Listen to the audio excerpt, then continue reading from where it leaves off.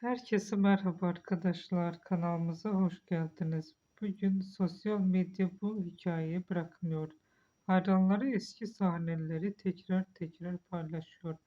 Birlikte çekilmiş görüntüleri gündemi taşıyor ve adeta yeniden buluşma için çağrı yapıyor.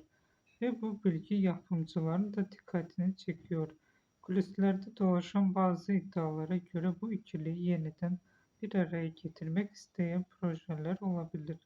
Ancak henüz kesinleşmiş bir şey yok. Yani ortada büyük bir merak var ama net bir cevap yok. İşte bu yüzden haberler karışık. Bazıları umut veriyor, bazıları kesin konuşuyor.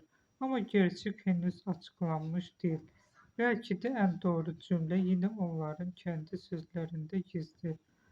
Demet Özdemir her şey zamanını bekler. Can Yaman hayat sürprizlerle dolu. Kim bilir belki de bu hikaye henüz bitmedi. Sadece yeni bir bölüm için bekliyor. Bugün sizlerle Can Yaman ve Demet Özdemir hakkında dolaşan karışık ama merak uyandıran haberleri konuştuk.